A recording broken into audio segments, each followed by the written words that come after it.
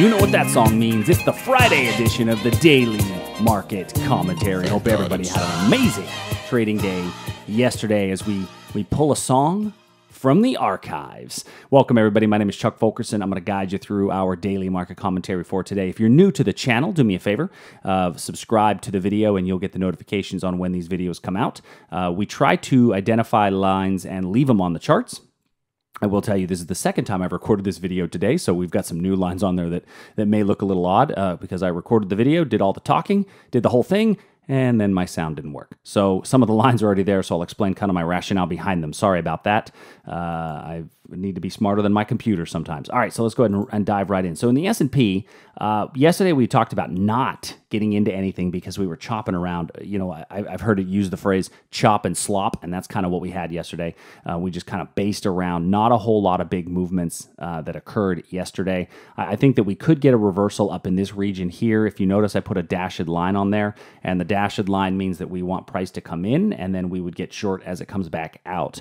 I'm looking at the S&P as a potential short opportunity. You could also, I wouldn't be mad at you if you shorted the S&P on a breakdown below 2744. And the reason I use this number here on a breakdown is because there's room to roam if we drop. We could theoretically also break out above this falling trend line.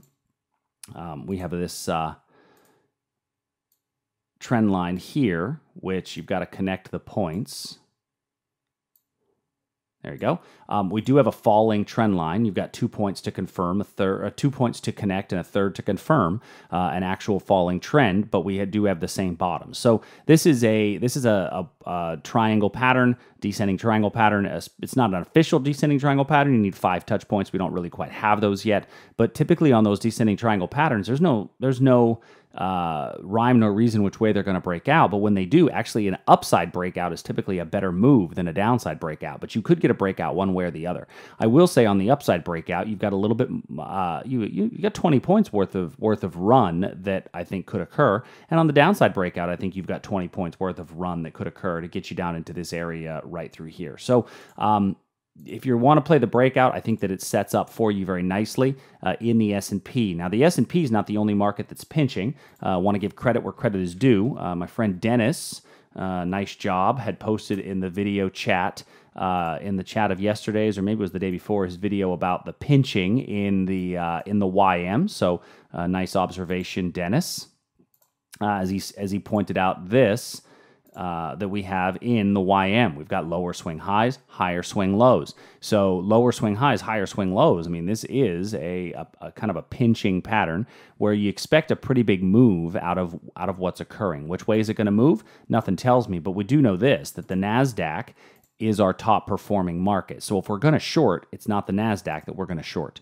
So the Nasdaq, although it also gives me the same potential breakdown pattern, I don't get the same strong angle on my lower highs, right? If I go back to the ES, you'll notice that my lower highs have more of a sharp, back to the 1 hour chart here. My lower highs have a sharper angle down, whereas in the NQ, that angle is not near as sharp, not near as steep. And that's really due to the relative strength of the Nasdaq over the S&P. So if you're going to short one, I think shorting the S&P is a better play. If there's one you want to go long, I think the Nasdaq is a better play. So if we get a breakout to the upside, in my mind, the Nasdaq is a better opportunity. If we get a breakout to the downside, I think that the S&P is a greater opportunity. And this is just speaking to relative strength of the markets over the past few days. Hopefully that makes sense to everybody. All right, looking at crude oil. So crude oil has been chopping around between our areas. There's really nothing to add here. As the officer in South Park says, nothing to see here, move along. We're just going to move along, nothing to add to crude oil at the moment. One thing I will point out is if you notice this big candlestick we had on Tuesday, the entire week has been inside the range of that one candlestick.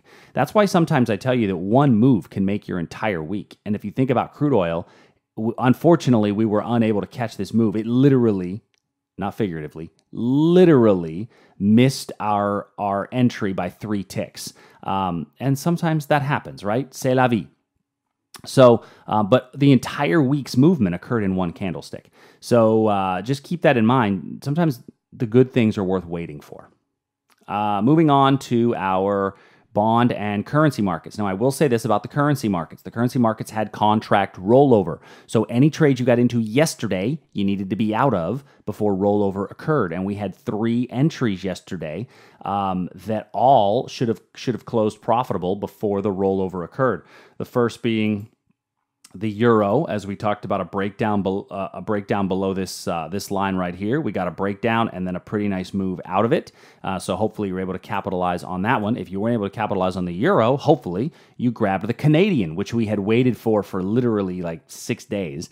We got a breakdown, a nice little move out of that for a short-term trade.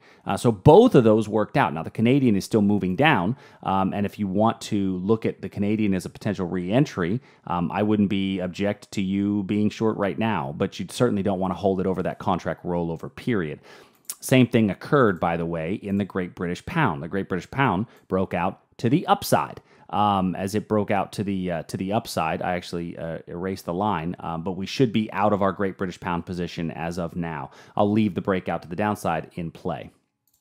As far as bonds go, bonds have not come back to their breakout line. They are rising higher, but now we're starting to see that weakening momentum in the bonds, so I think we could get a rollover from here. If you do want to trade inside of this area, I really enjoy using oops, did I grab the wrong tool? I grabbed the wrong tool. Sorry about that. I really enjoy using, there we go, these trend channels. And the reason that I like using a trend channel, let me connect all my lines, is that it can show me where the tops and the bottoms of a trend would be. Well, in the middle of this trend channel is an additional, call it midpoint line, right? And so now what I see here is that we've started, this midpoint line in the trend channel, we were hovering around it. Now we've come squarely below it. If we break below here, I think there's plenty of room for this thing to continue to fall. A large part of that reason is because our upward momentum has really started to wane. If I throw this MACD on here, which is a moving average, moving average indicator, you're starting to see that our MACD started to get lower swing highs before we started to turn down. Now we're officially in negative territory, and we are crossed below some key moving averages. Now this is an hourly chart, and I'm not a big indicator guy, but these help to add to the potential that we're going to see price fall from here. So if you wanted to take a breakout from here, I wouldn't object to it. I think that we're going to get a breakdown at some point, but this is still our major breakdown entry down here. Looking at nat gas, I think we could have a breakdown below this line right in here, and then copper did not quite meet its entry at this point yet. So a couple of positions I think that worked out for pretty nice profit yesterday. Hopefully you were able to capitalize on those. If you did, do me a favor, leave a comment in the chat below. Remember to share this page with your friends. It's important to get the word out there. The more people that watch, the more people that we can help affect, and that's kind of the goal of what we're doing all along. Real quick, and this weekend edition, we will have the weekend edition out Sunday night. I like to put the weekend edition out after futures markets have opened up so that we can see where they open. Remember, as we go into the weekend, there is a strategy and a mindset behind holding futures positions over a weekend. So if you're not comfortable with the potential risks, then make sure that you look at your positions over the weekend and you get out of what you're not comfortable holding and what you're comfortable being with. And real quick, if you guys have any questions, my email address is chuck@iiefinancial.com. If I can help you with your investments, or you know somebody that would like some investment strategies or investment advice, please send them my way. Just have them go to my website, iiefinancial.com, and fill out a contact us form. So thanks so much, everybody, and I will see you all real soon. Later.